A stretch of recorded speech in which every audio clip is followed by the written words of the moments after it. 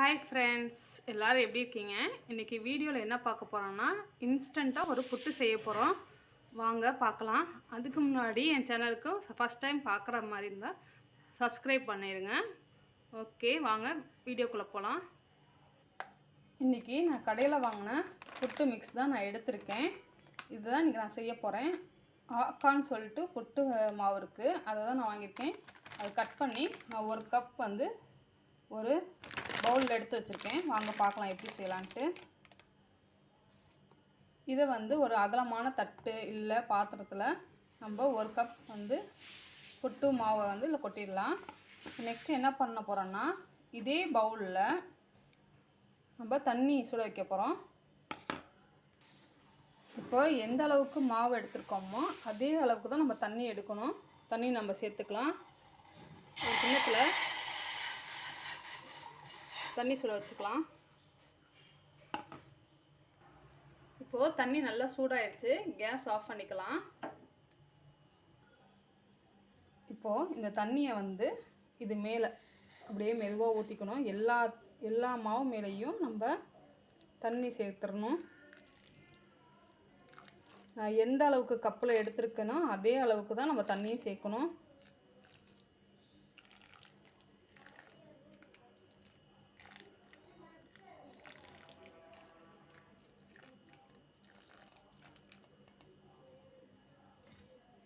இதை ஒரு 5 மினிட்ஸ் அப்படியே நம்ம வச்சிட வேண்டியது தான். அதுக்குள்ளே நம்மளுக்கு அது நல்லா ஊறி மாவு நிறையா வரும். பார்க்கலாம். இப்போ பாருங்கள் ஃப்ரெண்ட்ஸ், நம்ம தண்ணி ஊற்றி ஒரு 5 நிமிஷம் ஆயிடுச்சு.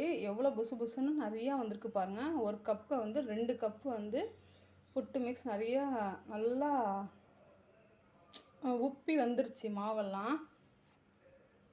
இதை நம்ம அப்படியே கையிலேயே உதுத்து விட்டுக்கலாம்.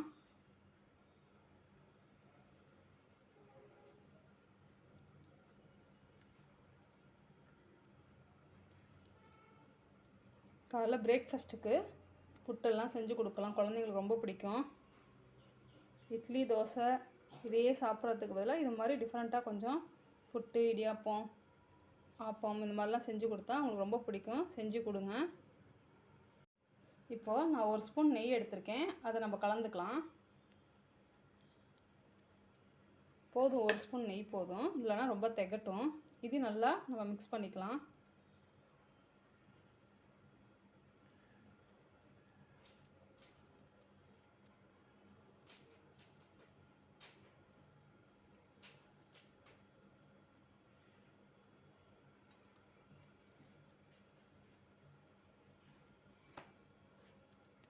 இப்போது இதோட கொஞ்சோண்டு நம்ம தேங்காய் பூ சேர்க்கலாம். தேங்காய் துருவி வச்சுருக்கேன், அதை நம்ம சேர்க்குறேன். உங்களுக்கு ஏலக்காய் வேணும்னா ஏலக்காய் தட்டி கூட போட்டுக்கோங்க. நான் ஏலக்காய் சேர்க்கலை, வெறுமனே தேங்காயும் நெய் மட்டும்தான் சேர்க்குறேன்.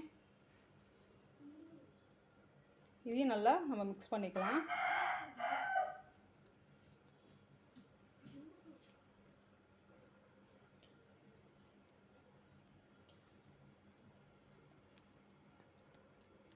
இப்போது நான் கொஞ்சம் மாவு தனியாக பிரிச்சுக்கிறேன்.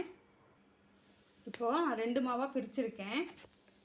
இது எதுக்காக 2ஆக பிரிச்சுட்டேன்னா, ஒன்றில் நாட்டு சர்க்கரை சேர்த்துக்கலான்ட்டு, ஒன்றில் வந்து சர்க்கரை சேர்க்கலான்ட்டு. சுகர் பேஷண்ட் வீட்டில் இருக்கிறனால உங்களுக்கு நாட்டு சர்க்கரை நான் சேர்க்குறேன். மீது இருக்கவங்களுக்கெல்லாம் சர்க்கரை சேர்த்துக்கலாம். உங்களுக்கு எவ்வளோ இனிப்பு வேணுமோ அவ்வளோ சேர்த்துக்கோங்க.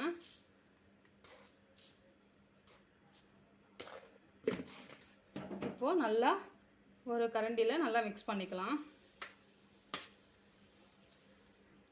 இதில் நல்லெண்ணெயும் சேர்க்கலாம், நெய்க்கு பதிலாக நல்லெண்ணெயும் சேர்க்கலாம். நான் எவ்வளோண்டு மாவு எடுத்துருந்தேன் பார்த்தீங்களா? இப்போ இதில் எவ்வளோ வந்திருக்கு பாருங்கள்.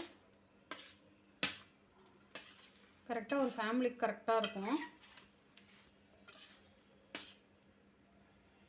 இப்போது நம்ம இதில் நாட்டு சர்க்கரை சேர்த்துக்கலாம்.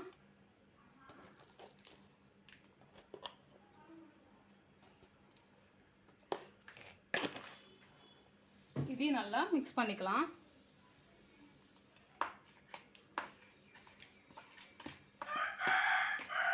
அவ்வளோதான் ஃப்ரெண்ட்ஸ், ரொம்ப ஈஸியானது தான். நம்ம கடையில் வாங்கி டக்குன்னு சுடு தண்ணி மட்டும் சுட வச்சு இதில் கலந்து நம்ம செஞ்சிட்டோம். 10 நிமிஷம் தான் ஆச்சு. இந்த மாதிரி நீங்கள் செஞ்சு கொடுங்க, நல்லாயிருக்கும், குழந்தைங்களுக்கு ரொம்ப பிடிக்கும். எங்கள் வீட்டில் புட்டுனா எல்லாருமே விரும்பி சாப்பிடுவாங்க, அதனால் நான் இது செஞ்சுருக்கேன். இப்போ இது ரெடி பண்ணிவிட்டேன், நம்ம ஒரு சின்ன பவுலுக்கு மாற்றிக்கலாம். அவ்வளோதான் ஃப்ரெண்ட்ஸ், நம்மளோட இன்ஸ்டன்ட் புட்டு ரெடி ஆயிடுச்சு சூப்பராக. நீங்களும் இந்த மாதிரி உங்கள் வீட்டில் ட்ரை பண்ணி பாருங்கள், செம்ம சூப்பராக இருக்கும். என் பிடிச்சிருந்துச்சுன்னா என் சேனலுக்கு மறக்காமல் சப்ஸ்கிரைப் பண்ணுங்கள், லைக் பண்ணுங்கள், ஷேர் பண்ணுங்கள், கமெண்ட் பண்ணுங்கள். நம்ம நெக்ஸ்ட் வீடியோவில் பார்க்கலாம். பாய்.